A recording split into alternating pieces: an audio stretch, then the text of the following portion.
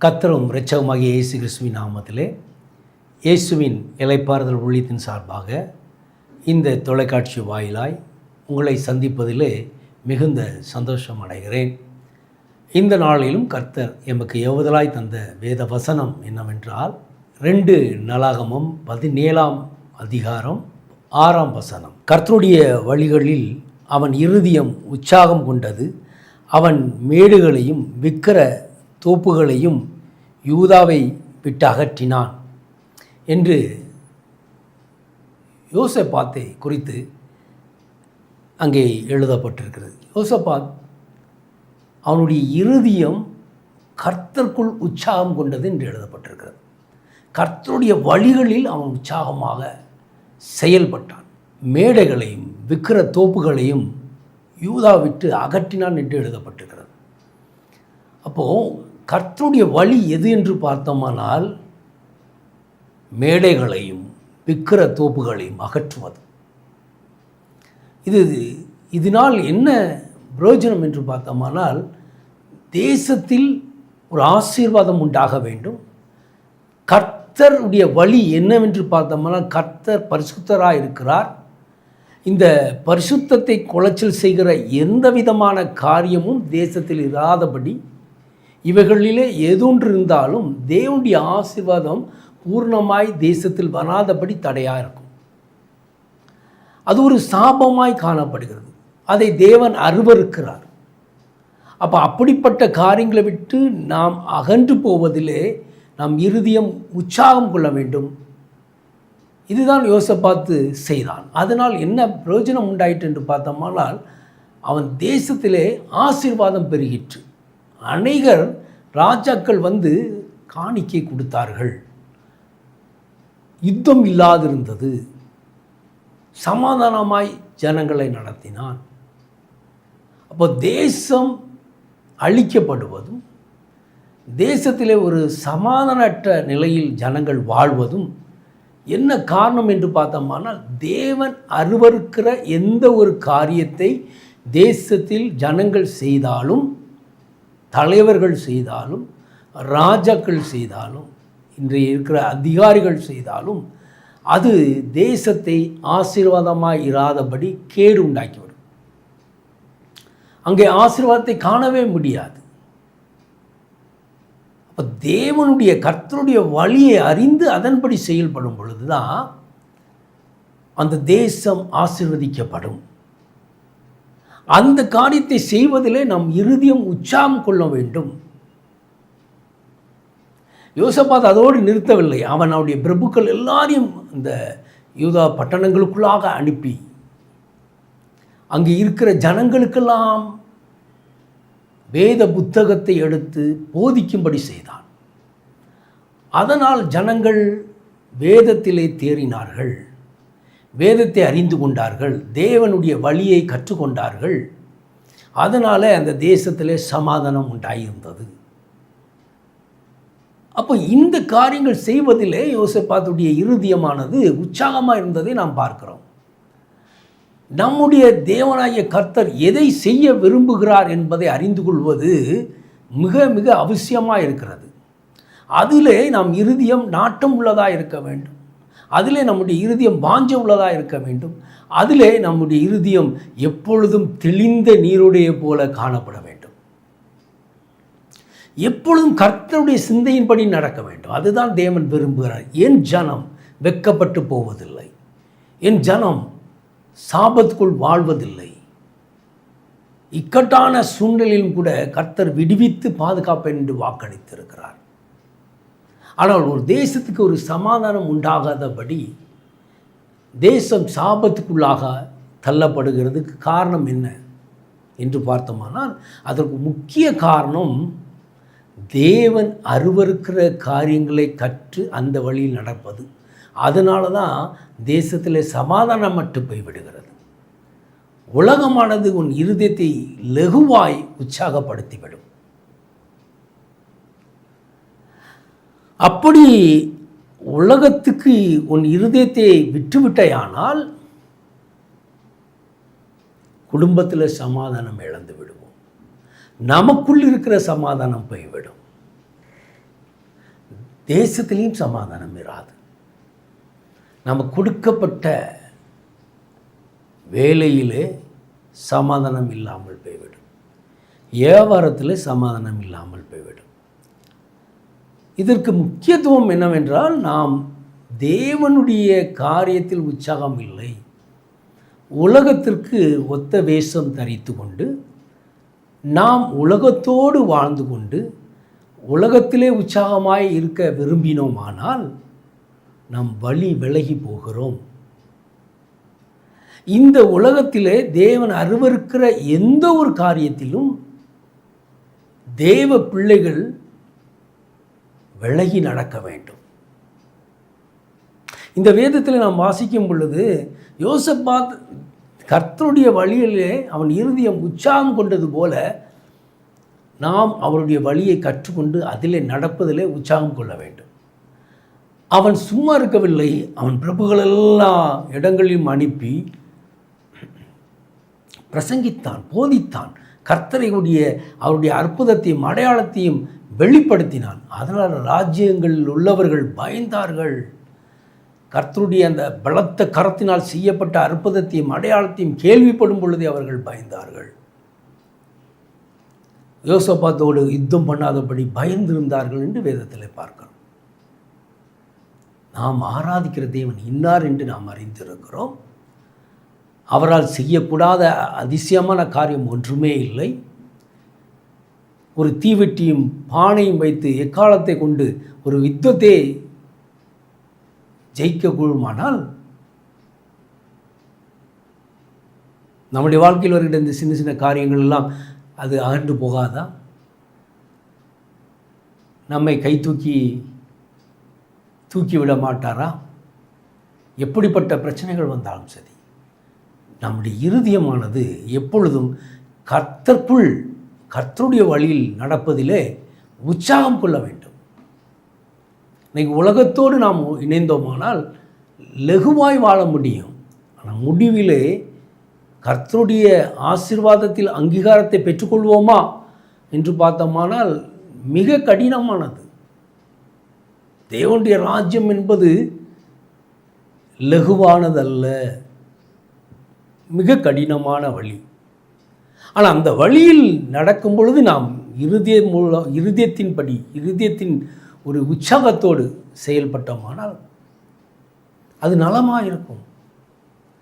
அது நமக்கு பலவிதமான துன்பமான ஒரு வழியாக இருந்தாலும் முடிவிலே அங்கீகாரத்தை பெற்றுக்கொள்வோம். நித்திய மகிமையை நீ காண முடியும், நித்திய ஜீவனை அடைய முடியும். அதற்கான தகுதி தான் இந்த போராட்டம், பாடு, நிந்தைகள், அவமானங்கள், கண்ணீர், கஷ்டம், நஷ்டங்கள்லாம். இவைகள் எல்லாவற்றையும் நீ கடந்து வந்தேயானால், இவைகளை கடந்து வரும் பொழுது நாம் இருதயமானது எப்பொழுதும் உற்சாகமாகவே இருக்க வேண்டும். சோதனையை சகித்துக் கொள்கிறவன் பாக்கியவான் என்று வேதம் சொல்கிறது. ஆவியிலே உற்சாகமாக இருக்க வேண்டும். அதற்கு ஆவியானவர் நம்மை வழி நடத்த வேண்டும். ஆவியானவர் வரும்பொழுது நாம் பலனடைவோம் என்று வேதம் சொல்லுகிறது. முடிவு பரிந்தும் நாம் சாட்சியாக இருப்போம் என்று இயேசு சொல்லுகிறார். அப்போ அந்த ஆவியிலே உற்சாகமாக இருக்க வேண்டும். சோதனையில் அகப்பட்டு விடாதபடிக்கு விழித்திருந்து ஜெபிக்கிறவர்களாய் காணப்பட வேண்டும். ஜெபித்து தேவனுடைய வழியை அறிந்து அதில் செய்வதிலே இருதயம் உற்சாகமாக இருக்க வேண்டும். நம்முடைய சுய விருப்பத்தின்படி நடவாமல் தேவ ஆலோசனைப்படி நடந்தோமானால் முழு அங்கீகாரத்தை நாம் பெற்றுக்கொள்ள முடியும். அதை தான் தேவன் விரும்புகிறார். ஆனால் அவருக்குள் வாழ்வதிலே, அவருடைய வழிகாட்டுதலிலே நடப்பதிலே பிரியமாக இருக்க வேண்டும். அவருடைய வழிகாட்டில் நாம் நடக்கும் பொழுது நம்முடைய வாழ்க்கை எப்பொழுதும் மேன்மையை காண முடியும். எந்த சூழ்நிலையும் முதலாவது தேவனுடைய வேதத்தினுடைய ரகசியங்களை அறிந்த நாம் பிறருக்கு அதை போதிக்கிறதிலே உற்சாகம் கொள்ள வேண்டும். நாம் மட்டுமல்ல, நாம் ரட்சிக்கப்பட்டு விட்டோம், நாம் மட்டும் வாழ்ந்து நம்முடைய குடும்பத்துக்கு மட்டும் தெரிவித்து நம் குடும்பத்தை எல்லோரையும் பரிசுத்தப்படுத்தி நாம் தேவனுடைய ராஜ்யத்துக்குள் பிரவேசித்து விடுவோம் என்று மாற்றமல்ல நம்முடைய எண்ணங்கள் இருக்கக்கூடாது. அதோடு நிறுத்தக்கூடாது. தேசமே சமாதானத்துக்குள்ளாக இருக்க வேண்டும். அதற்காக தேசத்துக்காக உத்தரவாதம் எடுத்து ஜெபிக்கிறவர்களாய் மாற வேண்டும். அதிலே ஆவியிலே உற்சாகம் கொள்ள வேண்டும். ஆத்மங்கள் அழிந்து போகாதபடி திறப்பில் நின்று ஜெபிக்க வேண்டும். இதிலே உன் இருதயம் உற்சாகமாக இருக்க வேண்டும். தேவன் அதை தான் விரும்புகிறார். உன் உற்சாகமானது எதில் இருக்கிறது? உன் இருதயம் எதை நாடுகிறது? யோசபாத்தை போல நம்முடைய இருதயம் கர்த்தருடைய வழியிலே உற்சாகமாய் செயல்பட்டோமானால் தேசத்தின் நன்மையை நாம் புசிப்போம். தேசத்தில் அநேக நன்மைகள் இருக்கிறது. ஆனால் கர்த்தர் விரும்புகிறது என்ன? ஒரு ஆத்மா கெட்டு போவது அவருக்கு சித்தம் அல்ல. ஒரு ஆத்மா கூட பரலோகத்தை இழந்து போகக்கூடாது. அப்போ நீங்களும் நானும் அறிந்து கொண்டோமானால் அதில் அல்ல, தேசமே அறிந்து கொள்ள வேண்டும். தேசமே இந்த வழிக்குள்ளாக பிரவேசிக்க வேண்டும். எப்படியாவது அவர்கள் தேவனுடைய மகிமைக்குள் பிரவேசிக்க வேண்டுமே. தேவன் அதை தானே விரும்புகிறார். அப்போது தேசத்தில் இருக்கிற மேடுகளையும் விக்கிர தோப்புகளையும் யூதாவை விட்டு அகற்றினது போல தேவன் அருவருக்கிற எல்லா காரியமும் இந்த தேசத்தை விட்டு அகற்றப்பட வேண்டுமானால் நாம் உத்தரவாதம் எடுத்து செபிக்கிறவர்களாய் தேசத்துக்காக திறப்பில் நிற்கிறவர்களாய் நாம் மாறினோமானால் நம்முடைய ஆவியானவர் நம்மை உற்சாகப்படுத்தும்படி கர்த்தருடைய காரியத்தை செய்வதிலே கர்த்தருடைய ஜனங்கள் கெட்டுப்போகாதபடி ஜனங்கள் எல்லோரும் மீட்கும்படியாய் திறப்பில் நின்று ஜெபிக்கிற இருதயம் உள்ளவர்களாய் நாம் மாறி அதில் உற்சாகம் உள்ளவர்களாய் செயல்படும் பொழுது நாம் மேன்மைகளை காண்போம். எல்லாம் அவனை கண்டு அல்ல, அவன் தேசத்தை கண்டு மற்ற ராஜ்யங்கள் பாய்ந்தார்கள். ஒருவன் தேவனுடைய வழியை கற்றுக்கொண்டானால் அவனும் அவன் குடும்பமும் ரட்சிக்கப்படுகிறது. அப்போ அந்த குடும்பத்தின் நிமித்தமாய் உற்றா உறவினர்கள் தேவனை அறிகிறார்கள், தேவனை ஏற்றுக்கொள்ளுகிறார்கள். இது நிமித்தம் தேசம் ஆசீர்வதிக்கப்படுகிறது. சோதோம் குமரம் பட்டணத்தை அழிப்பதற்கு கர்த்தர் ஆயத்தமாகும் பொழுது ஆபிரகாம் கர்த்தரோடு போராடுகிறதை பார்க்குறோம். 50 நீதிமானிலிருந்து 10 நீதிமான் வரைக்கும் இருந்தால் கூட நான் தேசத்தை அழிக்க மாட்டேன் என்று தான் கர்த்தர் சொல்கிறார். 10 நீதிமான் கூட இல்லை. அதனால தான் அந்த தேசம் அழிக்கப்பட்டது. இந்த சோதோம் குமரம் பட்டணம் சுட்டெரிக்கப்பட்டது காரணம் அங்கே 10 நீதிமான் கூட இல்லை. இன்றைக்கு தேசம் அழிக்கப்படாமல் இருக்க வேண்டுமானால் அநேகர் நீதிமானாக்கப்பட வேண்டும். கர்த்தருடைய வழியை அறிந்து அவருடைய சித்தத்தை நிறைவேற்றுவதிலே நாம் இருதயம் உற்சாகம் கொள்ள வேண்டும். அதற்கு உத்தரவாதம் எடுத்து நீங்களும் நானும் ஜெபிக்க வேண்டும். அப்பொழுது தேசத்திலே சேமத்தை காண முடியும். ஒரு ஆசீர்வாதம் உண்டாயிருக்கும். ஜனங்கள் அழிக்கப்படாமல் மீட்கப்படுவார்கள் என்பது. எனவே இந்த வார்த்தையின்படி கர்த்தர் நம்மை ஆசீர்வதித்து வழி நடத்துவார். நாம் ஒவ்வொருவரும் எதற்காக உற்சாகம் கொள்கிறோம் என்பதை புரிந்து கொள்ள வேண்டும். கர்த்தருக்காகவா இல்லை உலகத்திற்காகவா? இல்லை கர்த்தருடைய சித்தத்துக்காக உற்சாகம் கொள்கிறோமா? உலகத்தினுடைய ஐஸ்வர்யத்திற்காக ஓடுகிறோமா என்பதே தான். எனவே என்னோடு இணைந்து ஜெபிங்கள். கர்த்தர் தாமே நம்மை வழி நடத்துவாராக.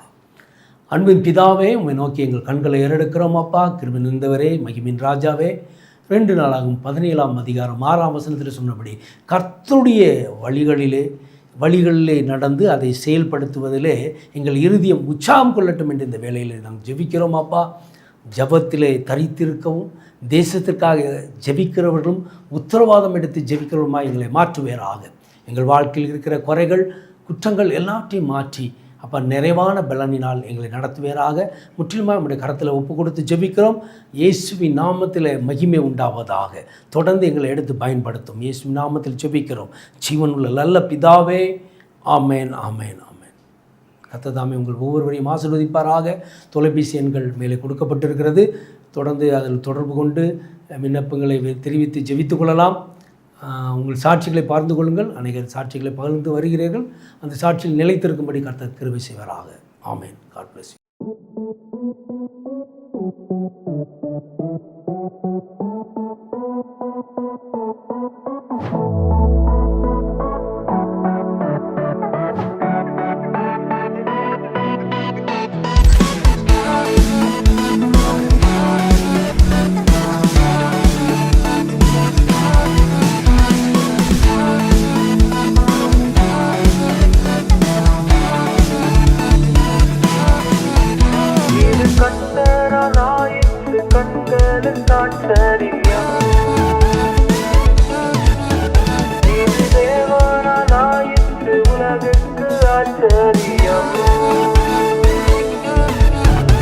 இது கர்த்தராலாயிற்று கண்களுக்கு ஆச்சரியம். இது தேவனாலாயிற்று உலகுக்கு ஆச்சரியம்.